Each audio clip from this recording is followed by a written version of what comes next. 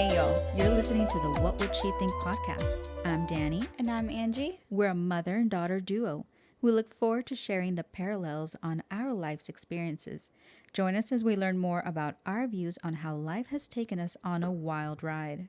This podcast is made to offer listeners a safe space to understand and discuss all the non-traditional new roles. And breaking generational traumas. How we managed to turn our mother-daughter relationship from barely surviving to thriving. Welcome back into today's episode. Today we'll be discussing peer pressure partner edition.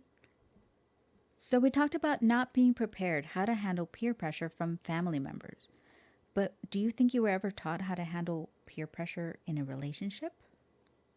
No, I don't think I was. Oh, sorry. It's okay. Sorry. Do you think that would have definitely helped you with what you had to go through? Yeah, I do think it would have. I would have had a different perspective, a completely different one. So, let's first think about ourselves. Do you think us women, us girls, are guilty of something, anything in a relationship, like very commonly? Definitely. Like what? Attention. Oh. Asking for attention or almost begging. Like expecting the attention. Yeah. And then getting upset or maybe even angry when you don't get it. Because they're not like understanding our cues or our like... It's a little moment where you want them to read your mind, but you're also throwing out signals, but they're still not getting the signals. Lost signal. Okay, so I can understand that. Like wanting the attention. Most of the time, I don't feel like we communicate it. I don't feel like we're just telling them I want attention. Oh, no. No. You say I want attention all the it. time. I think I do that, but I don't think I say it. I think I'm just expecting it, and I'm expecting my mind to be read. Yeah. Which is actually another problem we have. Expecting them to be mind readers sometimes. Ooh, guilty. Guilty as charged, officer. Sorry. Alrighty. So we're definitely guilty of that. You know, nobody's perfect. Yes. But let's kind of dive into what we've ever been peer pressured from our partners. I wouldn't say a big one, but one common one for me was liking something different or like expecting myself to like something they like or forcing myself to like something they like because I felt like, oh, we would have nothing in common then. But did you feel that from them or just from you? You know what? I think it was just for me. So I think that's a guilt. So that's more of a guilty feeling. Yeah. Would they ever make comments like expecting for you to like have something that they liked? Like in common? I don't think so. I think it was me pressuring myself to like what they liked. I didn't think about that part. So like subconsciously, not like, oh, I'm gonna like this because they like it. It was like, oh, I feel bad if we have nothing in common. So like opposites, you guys are like, or we were opposites. Yeah. Like in hobbies or music or shows? Definitely in taste when it comes to music. I wouldn't say style.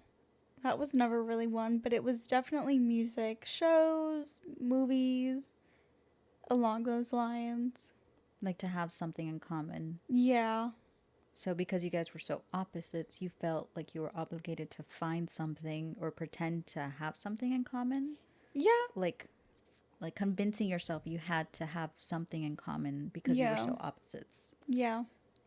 Like other than just, I mean... Yeah, other than like, oh, we both like each other, but what do we have in common? And I would force myself to like certain things, especially certain music taste. I mean, I like all kinds of music, so that one kind of... I mean, so do I, but I think I forced myself to at one point. Like you were trying to convince yourself that that's what needed to happen Yeah. in the To relationship. to have something in common was needed, and when I didn't have it, I would make something happen. Hobbies wise, there wasn't really anything I forced myself to like because they were long distance relationships and I couldn't really hang out with them and like have a hobby to do together. But did you? I can remember, let me see, maybe just one major one of like being outdoors. I'm not a very outdoorsy person. I'm more of an indoor person. Yeah. So having to like have the hobby of like hunting and fishing and doing Going to those the kind of hobbies. beach. Yeah. Well, I mean, the beach I liked, but having to like fish and hunt, it wasn't really my preference. But I convinced myself because this person was just so, that was like their main thing that I had to be a part of that. Yeah. And then we had to hang out with his friends and like the whole family, and everybody Oh, would like always yeah. hunt and fish. And so that was kind of like not, it wasn't my authentic me. Like I felt like I had to. Yeah, you felt obligated to. So I had to hang out with like his group of friends. If I wanted to hang out with him while we were dating, then it was Mm. like I had to be a part of that like crew or like, Oh, so you felt expected to hang out with this person's friends. yeah. I think that was like the expectation. If I wanted to hang out, like I had to do their hobbies. Yeah. And that wasn't really my Yeah, you weren't being honest with yourself. no. I more like hanging out indoors Yeah. and chilling. And Like a Netflix and chill kind of person, not like oh my a god, that's so weird. not like a let's go hunting or fishing or go Oh, to the hiking, I beach. could never hike. You could never? I don't No. know why that sounds fun. I mean, a little. So my like activity wise is more like dancing, and Oh, so you like to go party. I used to love going to the clubs and dancing. That was always fun. But yeah, definitely having to like their hobbies and then in turn having to hang out with their friends because of those hobbies is kind of, Yeah. that was a downer. I mean, for me, it's never really been friends, it's more been family. Um, because whenever me and my partner go visit each other, we obviously have to stay somewhere, and when we stay at each other's houses, it's you're obligated to be around their family. So we talked about it with your lovely partner Yes. about their toxicness in their family and how if you're going to go hang out, you're obviously going to have to be around them as well. Yeah. So you're expected Especially to. if I'm visiting. If I'm visiting, I have to. I think that's something that we definitely need to figure out for ourselves is when we're in an environment around people that we don't either feel safe with or, but we are expected to be there, how to either have our safe words. If we trust our partner enough to know that that scenario is not what we want to, we have to be able to learn to communicate that with them. Definitely. I think that could be helpful.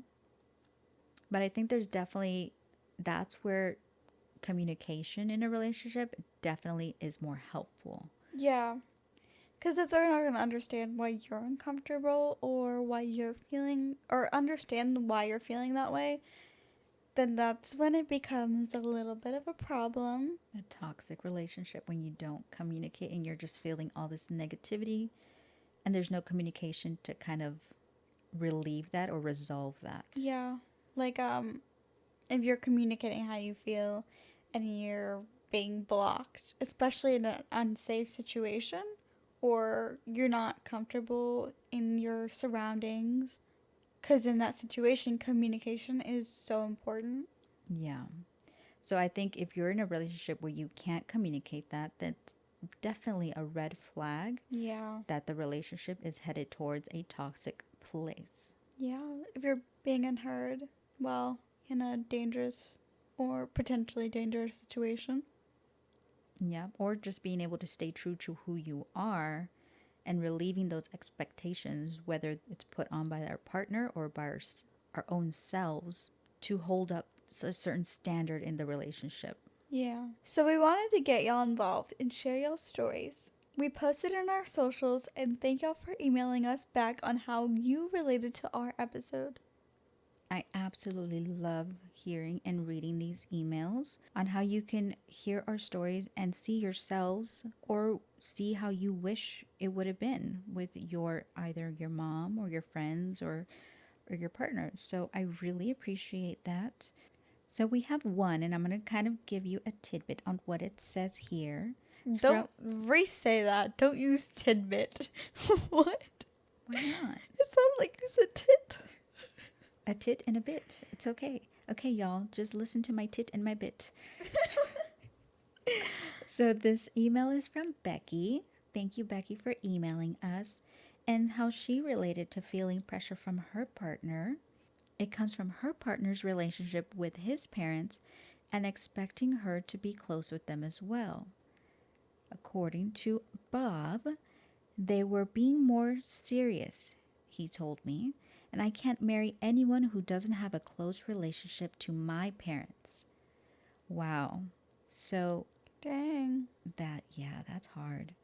So being expected to have a close relationship to the future in-laws, Yeah. damn, that's serious. You really don't want to force that too. No. You have to be very careful. No. So, according to Becky, it looks like they spoke Spanish and she was more comfortable speaking English. So, there was kind of a language barrier.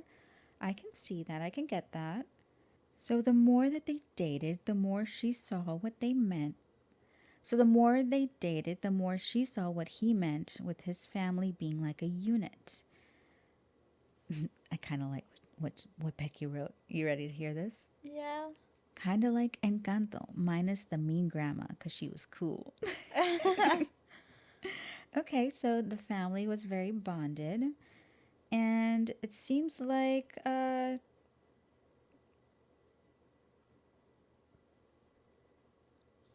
it seems like, yeah, she felt pressured in making that bond.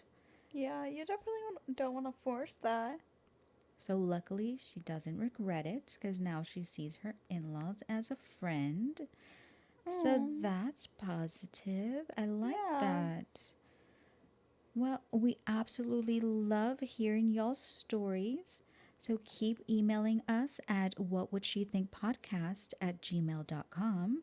So if you guys want to share it with us and not have us mention it in the podcast, you can definitely let us know. Or if you are open to us reading it on the podcast or a part of it, definitely put it there in the email because we want to include y'all's stories. We absolutely love hearing how you guys feel connected. Yes, definitely. It feels so amazing to know that the same scars are being felt around all over the US, the UK, and Mexico. So let's get this podcast out there, y'all. This is amazing. So let's come back to what we were talking about. Yes. Being pressured by your partner. So you think there's one topic that is the most serious of them all? Yeah.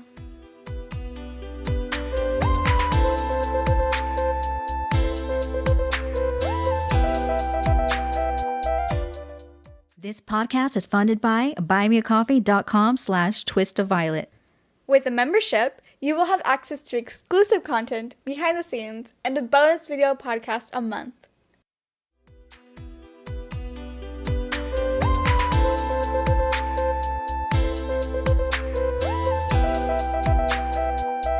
Doing the deed. Doing the deed. Oh my Or goodness. anything that really comes with it. Like all the pre-expectations. Yeah. The expectations of Like the getting- pregame. the pregame, getting to that point. Yeah. Did you ever feel that you were pressured into anything? There was a few things, but then again, it was long distance relationships. So I can only imagine how it would be in person. So like the conversations. So it was like more of a Yeah. phone conversations that you Yeah. felt pressured, like over the phone. Mm-hmm. Well, that's scary. Because, yeah, I can see how that definitely can play a big mind game and mental, guilt of their expectations. And teen boys, I'm sure, have not changed. I'm sure they haven't. So, as far as being pressured, I can definitely say it does not change from dating someone to being married, and that expectation still being there, Mm-hmm. even so much that it becomes a scary situation. Yeah. Like, Well, even do if, you feel like that now in your marriage? no, thankfully, no. Yeah. Thank God, no. So, that's definitely past trauma and still trying to heal from it. That's one thing to call it. Past trauma. It's trauma. Past trauma. Past trauma alert. I definitely felt pressured throughout the entirety of the relationship from dating to marriage. That expectation of the physicality. Yeah. That was always there on a daily Dang. basis. Daily. Even in a non private scenario. And that's scary. Yeah. No, definitely. Because I can remember saying no and it got physical.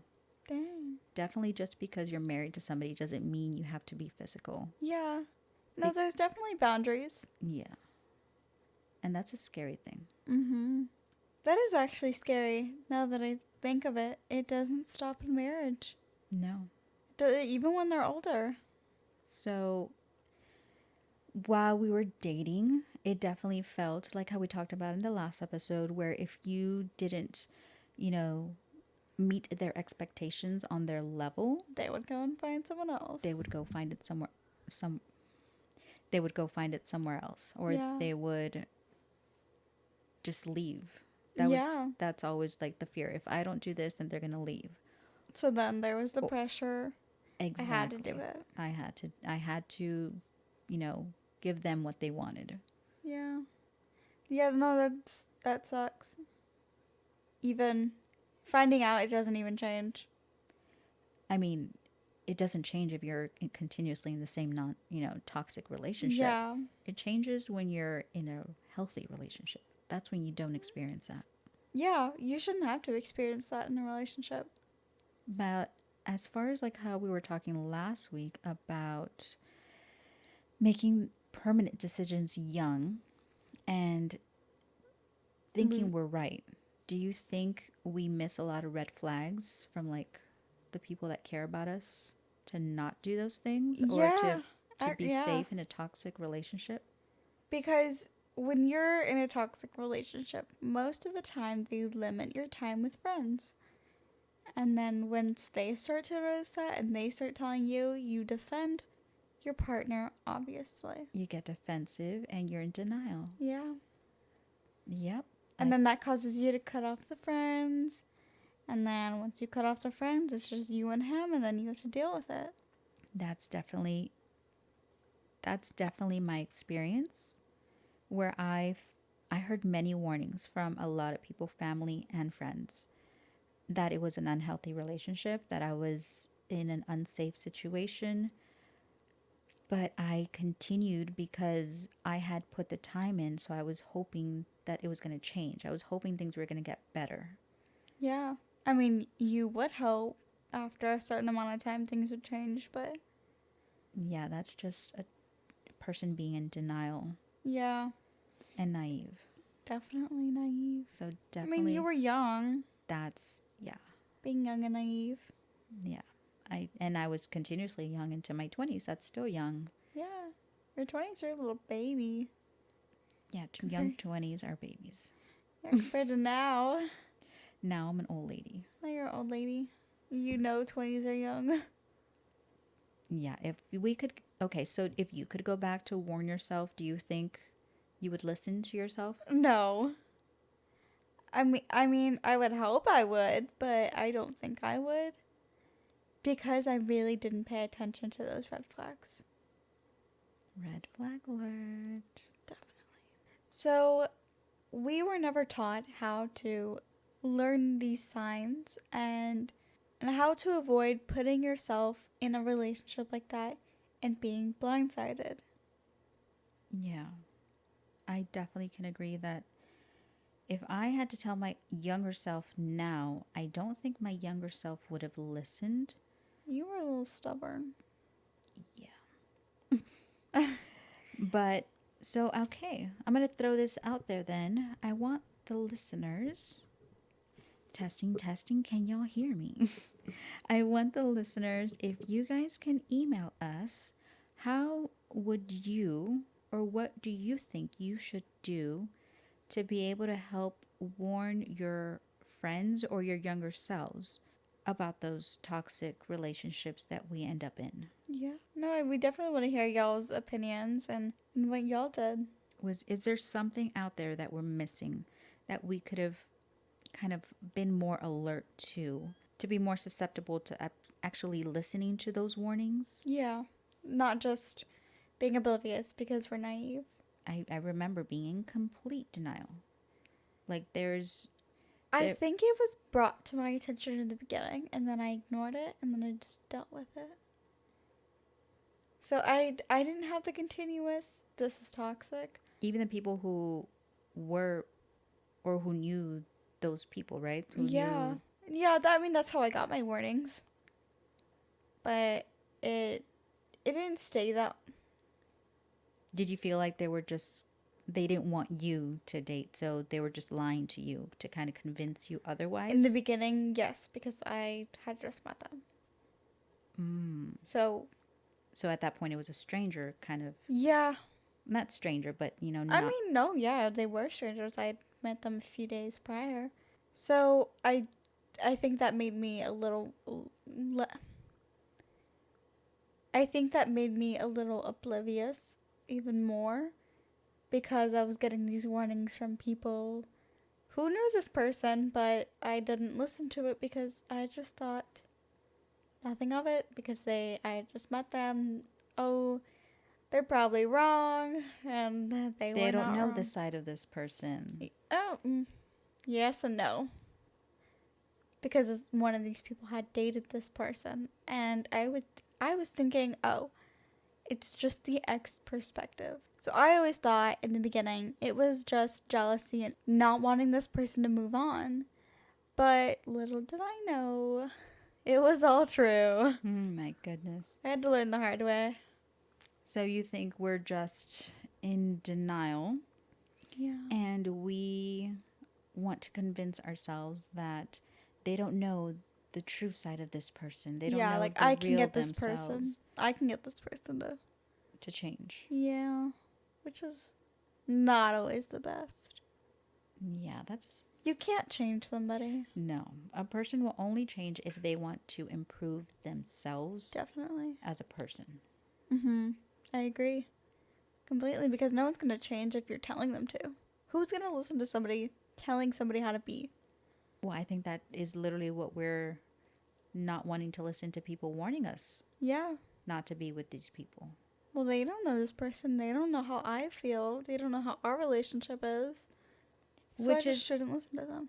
I think that's a double-edged sword there, though, because we want to protect our relationship. No, okay, no, let me rephrase that. We want to believe that the only two people in the relationship are the only ones who see it in some cases. And then in other cases, like this scenario, the people from the outside can literally see how toxic and dangerous the scenarios are. Yeah. But we're choosing not to listen because we don't want to believe that it's true.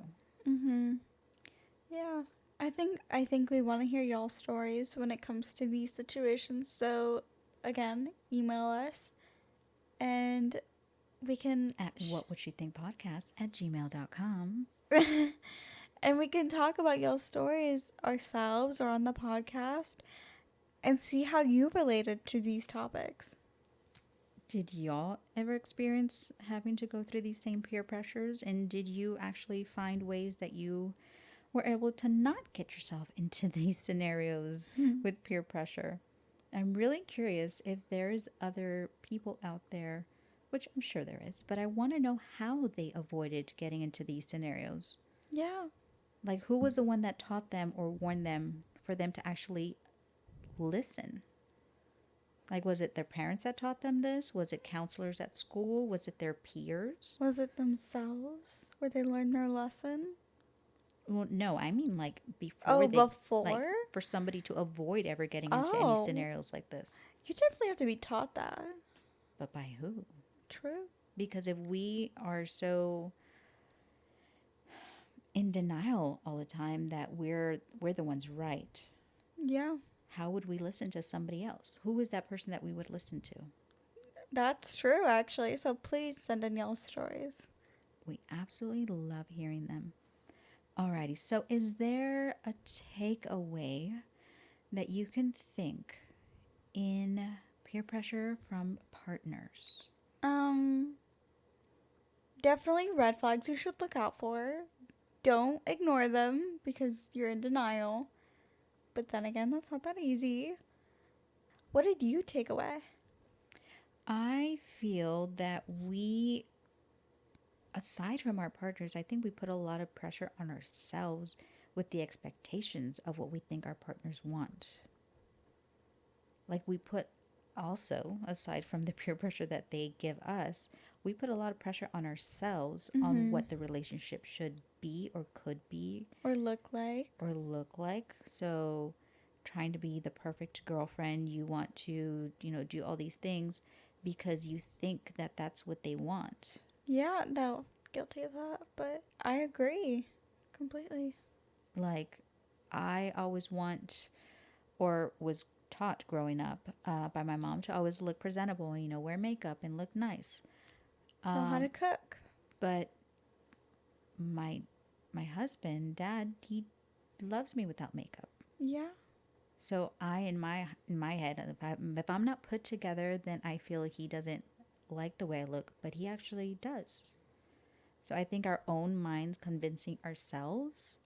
We're our own demons. Uh-oh. Dun, dun, dun. Alrighty, y'all. We'll be back with a new episode next Wednesday. We appreciate all the love. I want to hear where y'all are listening to us. We would love to hear y'all's stories and have new topics for us that you would love us to talk about. You can email us at whatwouldshethinkpodcast@gmail.com. I really enjoyed having this conversation with you. I did too. This was really an Eye-opening. important topic, very eye-opening, and it really is kind of like a ding ding ding. These are things that should have been talked about. Yeah. Even like as a young kid. Even going through these things, I didn't realize as a mom that I needed to forewarn you when you were already going through these things, because I wasn't, Aware. I wasn't aware, I wasn't ready when you became a teenager and started having boyfriends and girlfriends and all type of friends. Okay, we'll see you next week. I'll see you next week. Bye. Bye.